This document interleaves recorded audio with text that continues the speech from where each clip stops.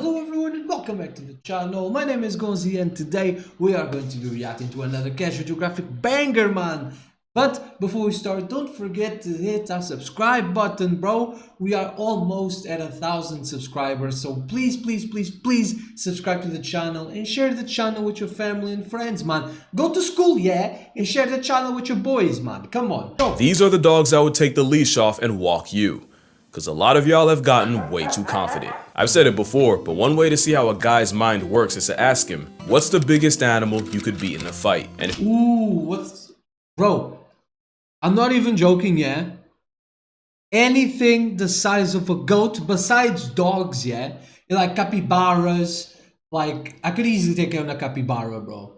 Like, I could take on a goat, I could take on a pig. Not a hog, not a hog, a pig. A farm pig. Now I could do. Goat. A goat I could easily take, and that's how far I go. That's how far I go, bro. These idiots that say they can beat gorillas, grizzlies, like these morons, bro, can beat elephants. Dumb idiots, bro. Dummies. If you want to see how highly he thinks of himself, ask him, what's the biggest dog he could take down? Or if there's even one alive that he couldn't. No. TikTok has taught me a majority of y'all are KOing anything canine.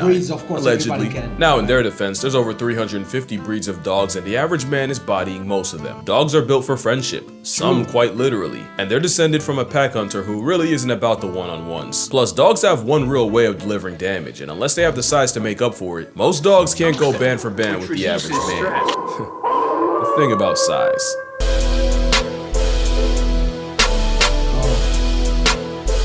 Some breeds are macho. Some canines are big enough to take you off the registry. Once dogs hit that 140 to 150 pound range, they go from a loud inconvenience to something whose free will could potentially put you in a dirt motel. Bigger than that, and you got the kind of dog where every breath you take is by his blessing. Real quick, this isn't to demonize any breed or inspire you to test your luck against your dog. And also, don't take this too seriously. I know Fantasy Fight Club loves hills to die on. But first we got the Kangle Shepherd is a Turkish Fido flex bred as a livestock guardian dog against jackals, wolves, and bears. Males on average get from 110 to 150 pounds, but ask around. Someone will tell you about their 180 pound attitude adjustment. An important if you see a guard dog with a spike collar, just know they might get visits from wolves, bro. Way too often, so the owners decided to give the dog a spike collar. Yeah.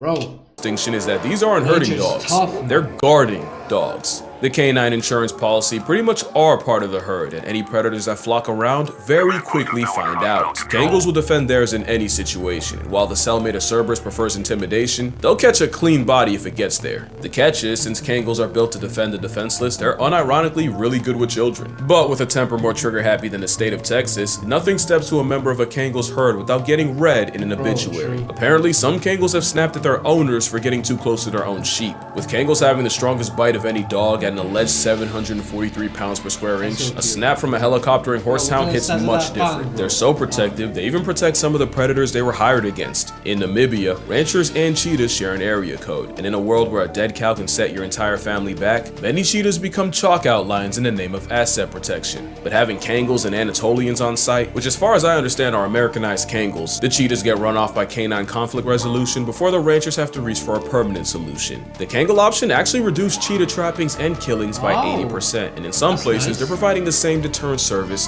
to wolves. So all in all, they're still a good dog, just not for everyone. And not just because they need space, experience, and most importantly a purpose, they need discipline, because gentle parenting means Turkish Tank rips your arm out of the socket the first time he sees a squirrel.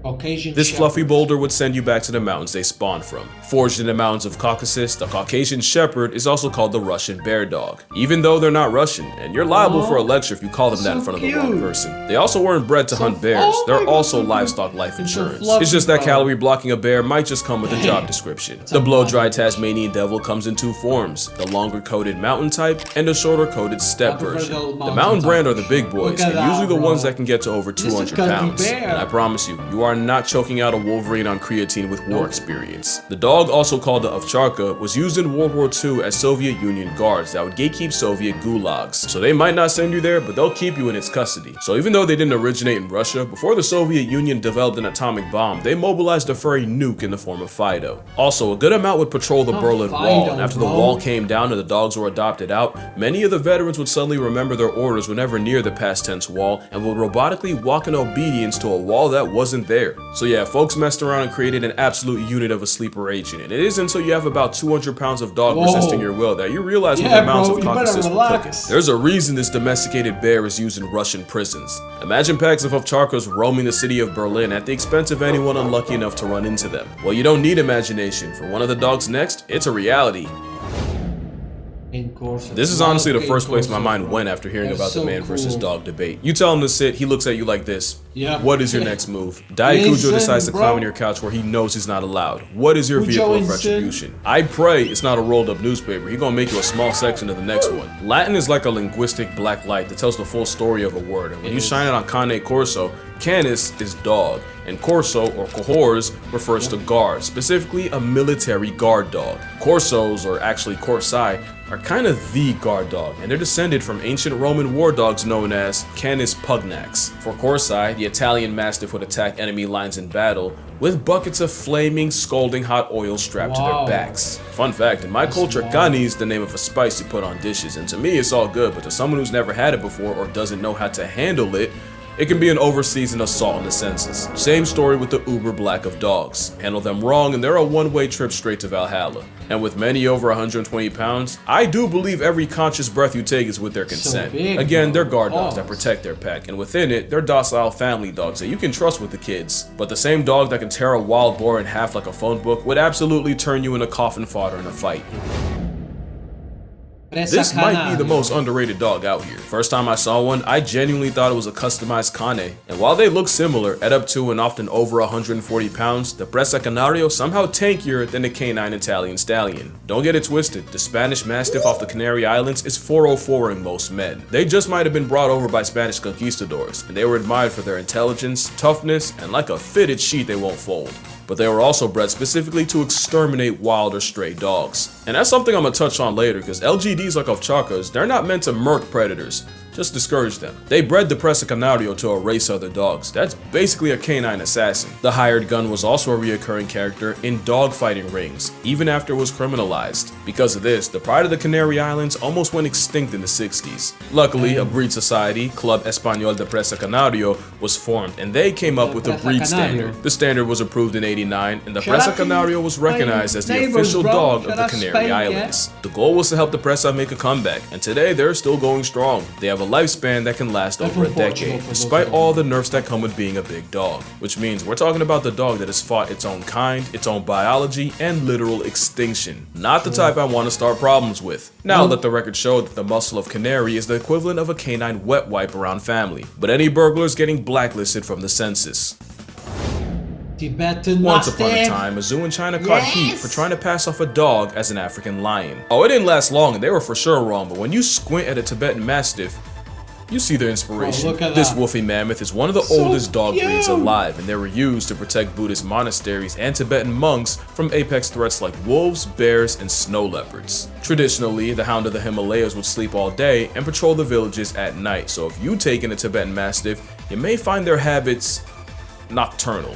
They're built different. I'm talking genetically sequenced abnormally. Back in the day, Tibetan Mastiffs were bred with Tibetan wolves because the dogs have a special protein that helps red blood cells carry oxygen 50% more efficiently. This mutation does not appear in other dogs, but you do see it in the Tibetan subspecies of gray wolf, which is why the sentient hair salon pile can survive such a high altitude. It's not hard to see how a full-grown literal Clifford can send wolves running. And that's what I wanted to mention. These are guardian dogs, not attack dogs. They don't want you dead, necessarily. Just gone. They're not out here looking for smoke, and if you have one, you'll find that the most dangerous thing about them is the constant slaughtering can be a slip hazard. But there's a catch. The Tibetan Mastiff wasn't just insurance, they were a status symbol, especially in China. One named Big Splash sold for $1.5 million, so they can ruin you physically and financially. The problem is, like all fads, the TM hype faded fast, and the outcome was more abandoned Mastiffs than anyone knew what to do with.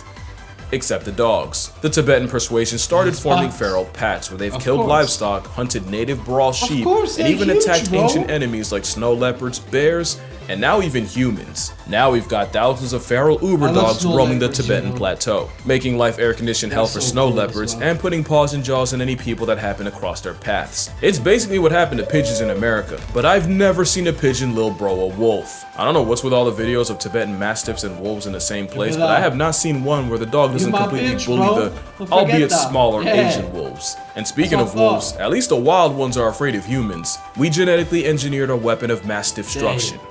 And it's completely our fault. Mastiffs in general are a canine flex. They'll have you mad stiff. As in rigor mortis, the bull mastiff looks like a sweetheart that could genuinely bench press your family. The Neapolitan Mastiff was literally built on honey badger principles. Loose skin so that even when clamped, they can always turn around and face their problems. But it also makes them look like a victimized pizza pie, cheese sliding right off. But we can't forget the English Mastiff, one of the few dogs that could successfully maul a wolf. For reference, the beast from Sandlot was an English Mastiff, and the record for the heaviest dog is held by Ika Mazorba, an English Stiffy weighing 343 pounds. And of course, we can't forget my favorite Mastiff, and honestly dog, the Rottweiler. This Rizzo Fund is an easy attitude adjustment for any man that thinks he can whoop any dog. But one dog you would absolutely get worked by is...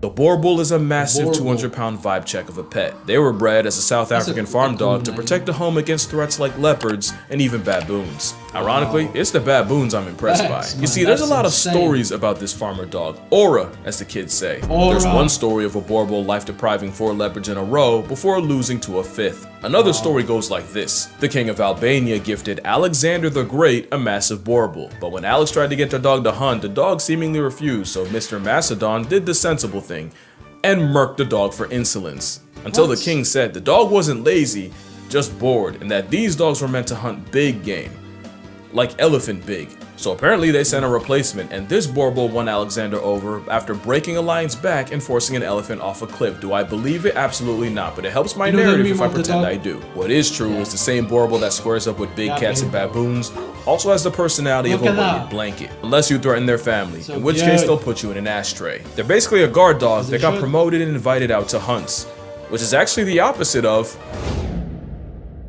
The Rhodesian Ridgeback might seem like a token pick, but hear me out. They're the inverse of Borbles. They were so good at hunting, they eventually got promoted to guards. With a max weight of like 120 pounds, the Ridgeback is the lightest dog in this video. They get the nod because they were used to hunt lions, along with the usual suspects like wild pigs and baboons. Now I should probably explain, when I say hunt lions, I don't mean these dogs were out here giving Simba the belt to butt. There isn't a dog alive that can beat a lion. No dog exists that can 1v1 a bear, and pretty much all would get folded by a full-grown all-American Northwestern wolf. By hunting, really the Rhodesian Ridgebacks would bay the lions, not straight up attack them, but harass them, applying constant pressure until eventually the hunters showed up. The best way I can explain it is these wolves mobbing a black bear and basically escorting him away from their pups hidden in the grass. Rhodesians more so keep the lion in one place, which is arguably just as impressive. It takes a lot of intelligence to pin a predator 5 times your size, and yeah, Ridgebacks are creepily smart. Ask around, some will even say they're human.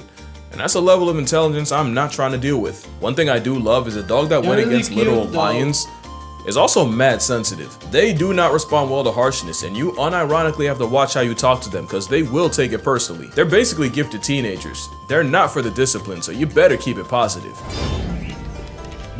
You know, I almost forgot to mention the Dogo Argentino.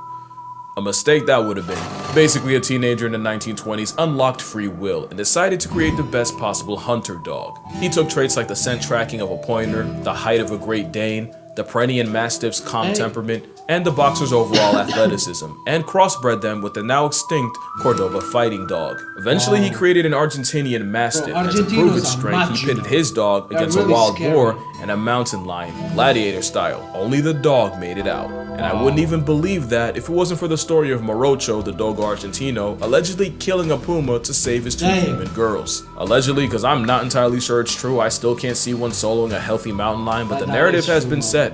So W Morocho. They might not be the biggest, but it's an explosive cannonball of a canine athlete that could overwhelm a grown man on the right day. They're tough enough to endure hours of trekking through rough terrain and still have enough juice to wrestle an animal 3 times its size. But if I ever saw this in an alley, my soul would auto-connect to the Wi-Fi in the sky. Now, that's real Bluetooth. By now, you probably recognize the pattern. If a dog was bred as a livestock guardian in the mountains, it's likely the last dog you ever want issues with. And that is everything the Central Asian Shepherd dog is. The CAS, or Alibi, is another LGD spawning from Central Asia, and one of the few dogs that could honestly be confused with a polar bear. And while most of the dogs here are a matter of speculation and my personal bias, with the symbol of canine country strength often weighing over 200 pounds, a full-grown specimen motivated by malicious intent would dismantle an able-bodied man. And as one of the oldest dogs, humans didn't really do that much to breed them. They were honestly bred more by the harsh environment than anything. Just an overall unit of everything a dog can be, and likely the biggest dog most people have never heard of. Again, this isn't to demonize any breed in particular. I just figured the man versus dog thing gave me an excuse to talk about him, and I don't think I ever did make a dog video, so, you know, 2 birds, 1 stone and stuff. And if you're a man who thinks they can solo everything on this list,